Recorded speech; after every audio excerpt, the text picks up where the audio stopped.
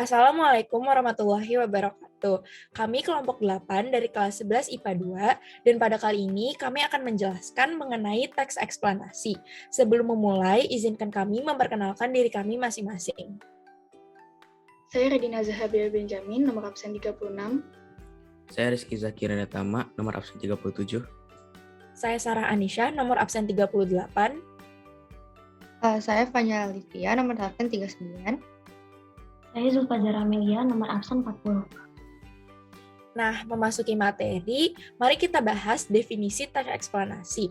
Teks eksplanasi merupakan teks yang menjelaskan suatu proses atau peristiwa mengenai asal-usulnya, perkembangan suatu fenomena, mungkin berupa peristiwa alam, sosial, maupun budaya.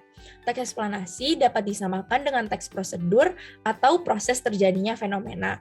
Nah, dengan membaca teks eksplanasi, pembaca dapat memperoleh pemahaman tentang latar belakang terjadinya fenomena secara logis dan juga jelas. Dalam teks eksplanasi terdapat banyak fakta dan pernyataan yang memiliki hubungan sebab akibat.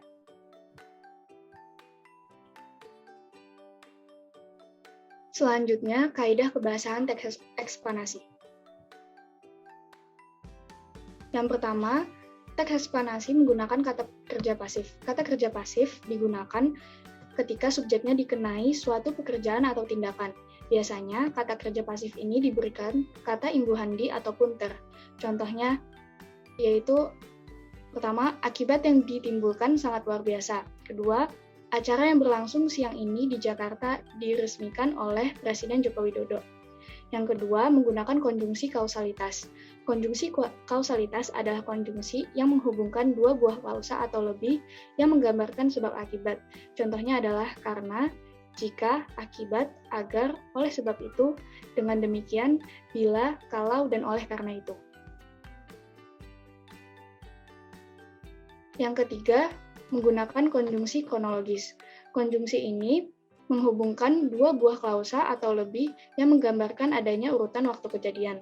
Contohnya adalah kemudian, lalu, setelah itu, pada akhirnya, sebelum, dan sejak itu.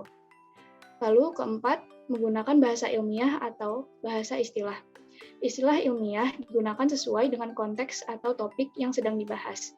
Istilah ilmiah juga digunakan untuk memperjelas definisi, hubungan sebab akibat, ataupun kronologi terjadinya suatu fenomena. Contohnya adalah, apabila topiknya tentang kesenian daerah, maka istilah-istilah budaya akan sering digunakan.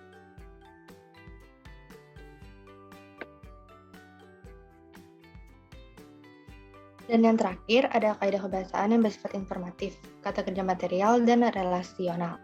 Yang pertama, kata kerja material, kata kerja berimbuhan yang menunjukkan aktivitas fisik. Contohnya adalah menulis, memukul, dan menarik. Dan yang kedua, ada kata kerja relasional, yaitu kata kerja yang berfungsi sebagai penghubung antara subjek dan pelengkap. Contohnya adalah verba relasional sebab akibat, verba identitas, dan verba kepemilikan.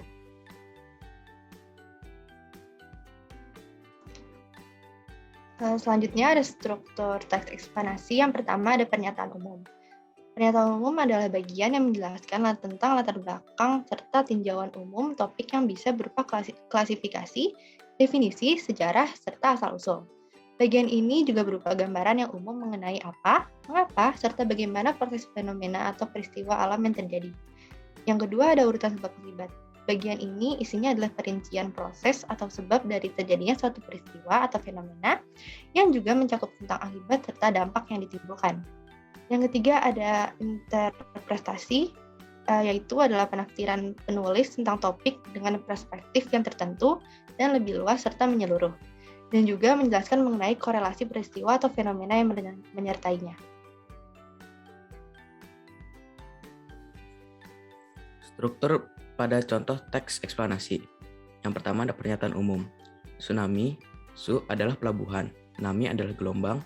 Secara harfiah berarti ombak besar di pelabuhan adalah perpindahan badan air yang disebabkan oleh perubahan permukaan laut secara vertikal dengan tiba-tiba.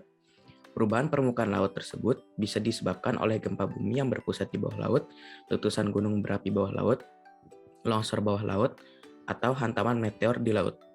Gelombang tsunami dapat merambat ke segala arah.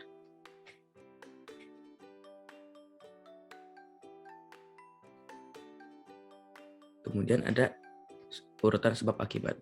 Tsunami dapat terjadi jika terjadi gangguan yang menyebabkan perpindahan sejumlah besar air, seperti letusan gunung api, gempa bumi, longsor, maupun meteor yang jatuh ke bumi. Namun, 90% tsunami adalah akibat gempa bumi bawah laut. Dalam rekaman sejarah, beberapa tsunami diakibatkan oleh gunung meletus, misalnya ketika meletusnya Gunung Krakatau. Gerakan vertikal pada kerak bumi dapat mengakibatkan dasar laut naik atau turun secara tiba-tiba, yang mengakibatkan gangguan kesetimbangan air yang berada di atasnya.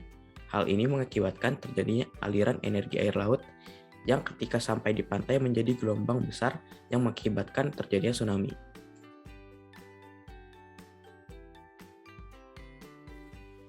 Masih membahas lanjutan dari sebelumnya, yaitu urutan sebab akibat. Kecepatan gelombang tsunami tergantung pada kedalaman laut di mana gelombang terjadi, di mana kecepatannya bisa mencapai ratusan kilometer per jam.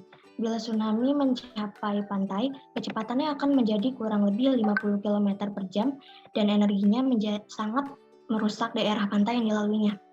Di tengah laut tinggi, gelombang tsunami hanya beberapa sentimeter hingga beberapa meter.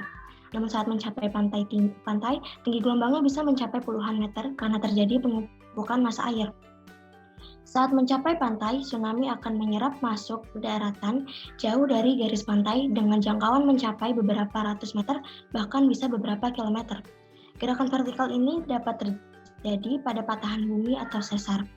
Gempa bumi juga banyak terjadi di daerah subduksi, di mana lempeng samudra menelusup ke bawah lempeng benua.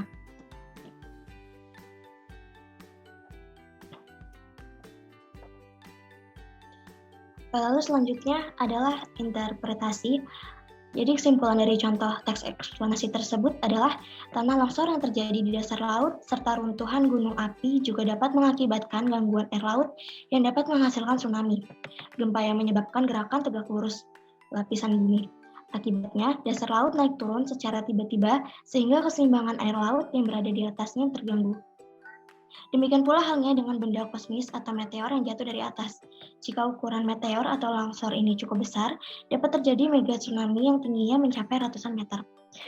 Sekian presentasi dari kelompok kami. Semoga apa yang kami sampaikan tadi dapat dengan mudah dipahami serta bermanfaat bagi kita semua. Kurang lebihnya kami mohon maaf. Wassalamualaikum warahmatullahi wabarakatuh.